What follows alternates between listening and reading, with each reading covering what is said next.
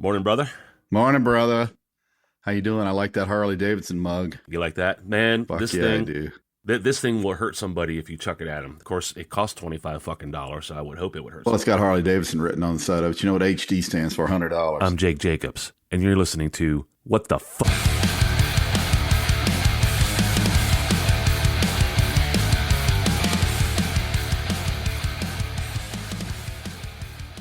Well, how the fuck is Jake? How you been doing, man?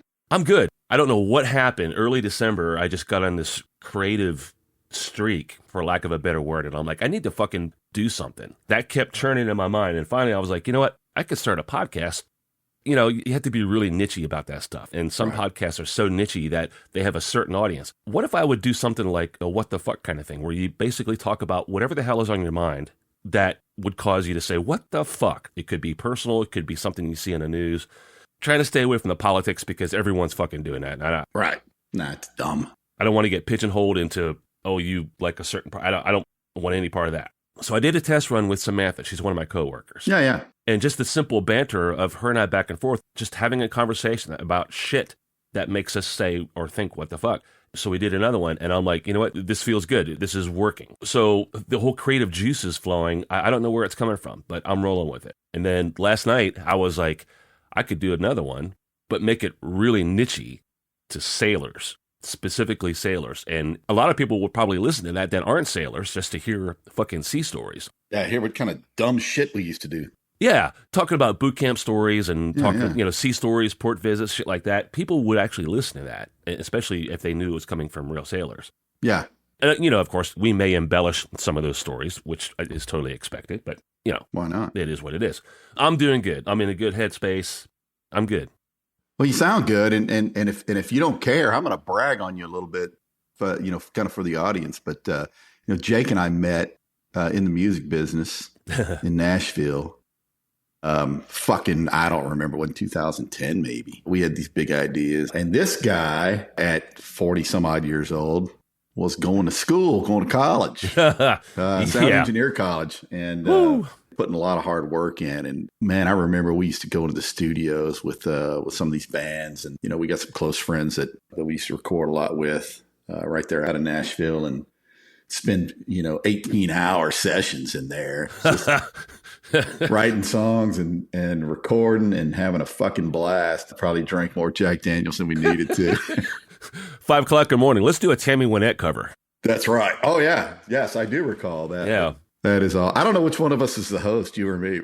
Doesn't matter at this point. So the spousal unit decided when we left Tennessee and came to Florida that she wanted to ride her own motorcycle.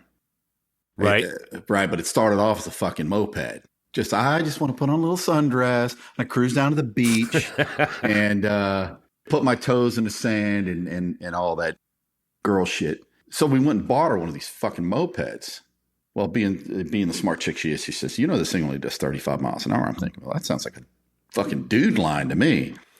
And I said, don't worry about it. We'll just get you something with a bigger engine and it'll go faster. She says, okay, well, you better check the laws. So in the state of Florida, anything over 49 cc's is a motorcycle. So you have to have a license for it. Right. So she said, fuck it, I don't want that. Long story longer, she went down to Harley. I bought her a class. She's 3 years into this thing and I think 5 motorcycles. So she rides a full bagger Road Glide Special at this point with fat tire kit on it, with all the Mac Daddy setup. So we know a little something about $25 fucking mugs. Yeah. She went from, man, I'm not so sure about this to fucking all in. Yeah, she went all in. Well, she's bought 2 this year. She bought a Street Glide Special, had it for 4,000 miles. I went and took it in for the first oil change. She was like, yeah, I don't like that one. I'm like, what the fuck? I mean, you talk about a what the fuck moment? That was a clear one. Yeah. Yeah, but she didn't ask for much. So whatever she wants, she gets. I noticed a couple months back, I was following your journey that you did solo. Yeah. Let's talk about that. Yeah, man, I got into a headspace that was not good. I got a real supportive wife, and I got this Harley out there, and I says, I think I'm going to Sturgis.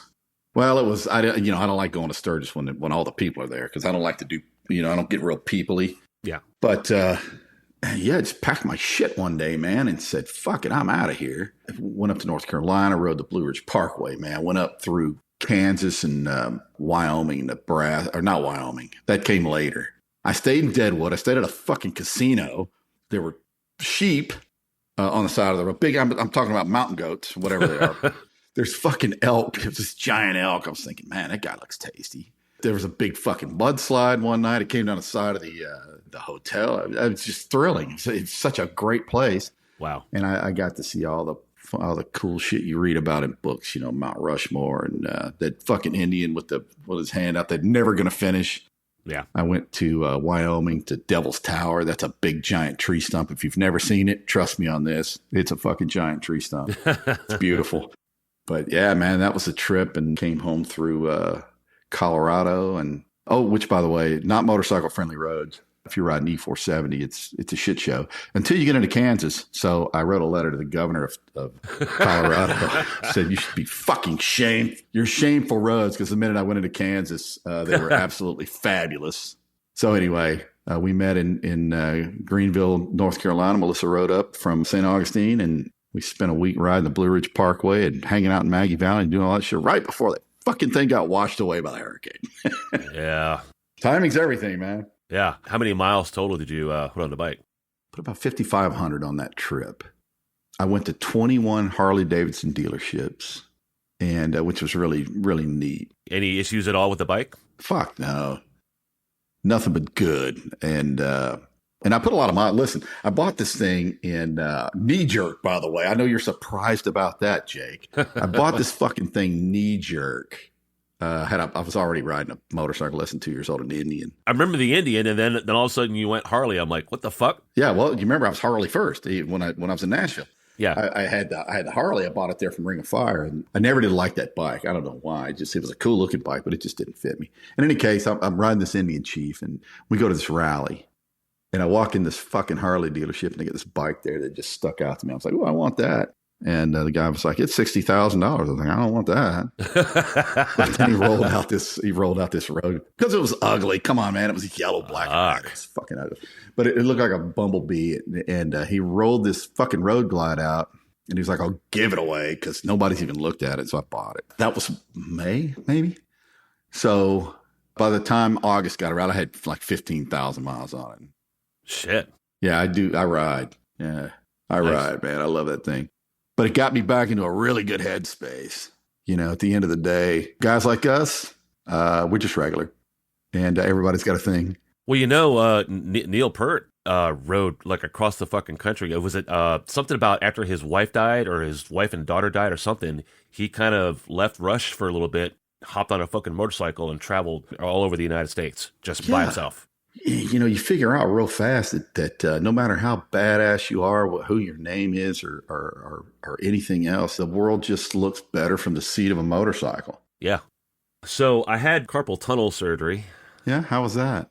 Well, funny story, actually. A couple of years ago, I think it was right around when COVID was getting ready to explode and the world fucking shut down, right? Yeah. 2020, right? Yeah.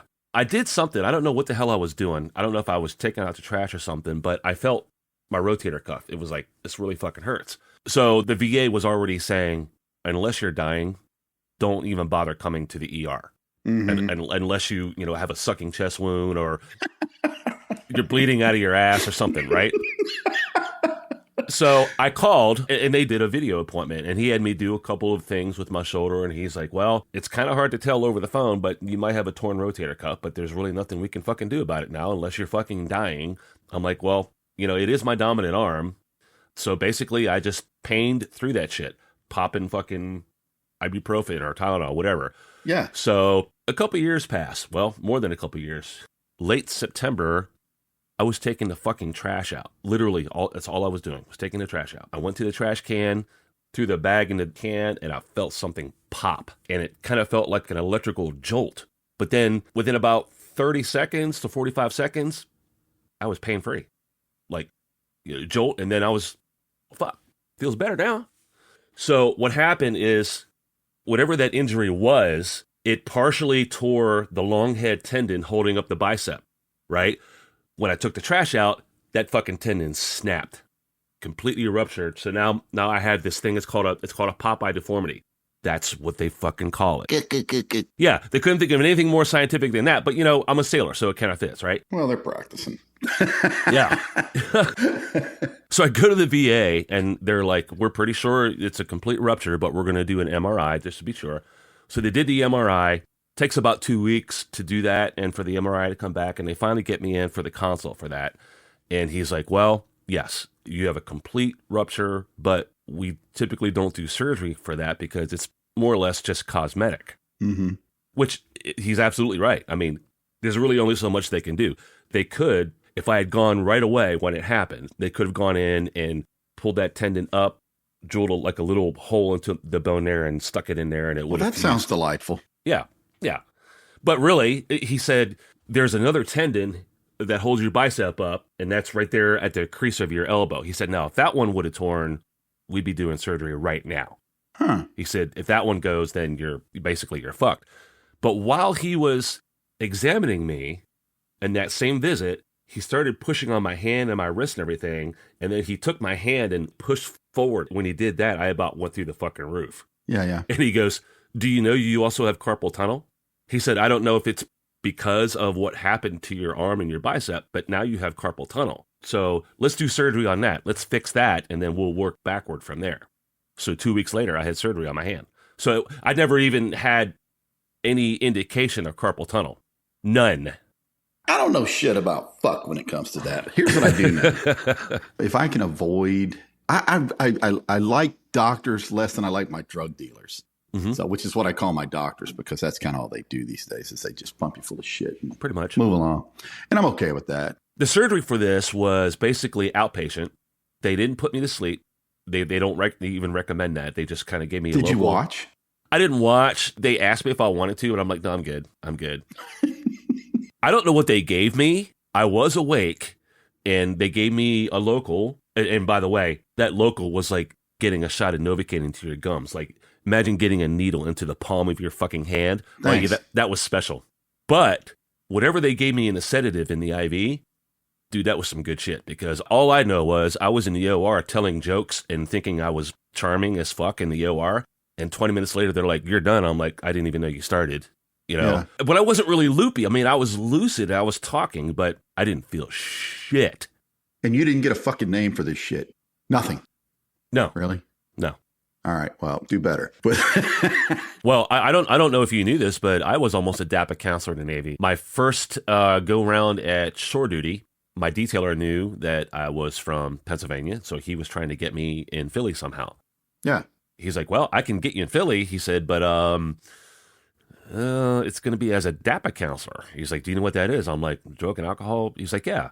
He's like, well, there's a 2-week sifting process, like where you're going to be evaluated to see if you would be a good counselor. So we have to do that first. Mm-hmm. So they sent me to this 2-week thing in Norfolk at the base. And part of it involved going to AA meetings and stuff like that. And then at the end of the 2 weeks, they evaluate you, and you're either going to be a DAPA counselor or you're not.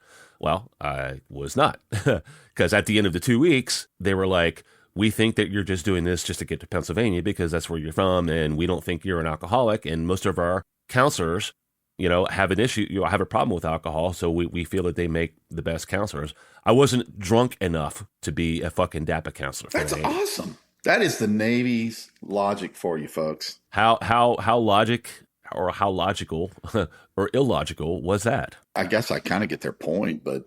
And at the time, I was only drinking beer because for the longest time, I never drank liquor. I was just beer only, right? So, and when they were asking me, like, how much do you drink on a daily basis, I wasn't lying to them. I mean, I would tell them, hey, I come home, I probably have a beer or two every day. Yeah. But I guess because I wasn't getting shit blind fucking drunk every day, that I wasn't going to make a good counselor. That's a shame, Jake, that you weren't doing that. Well, I remember waking up on a cold October morning in Great Lakes, the day after we had our haircut, waking up the next morning, and I would typically, when I would wake up, I would run my fingers through my hair, and when I went to do that, there was none there, and my first thought was, what the fuck did I do? That is a big what the fuck moment, brother. Yes. That is a giant one. Yeah. And then from there, it's just history. Fair enough. What the fuck?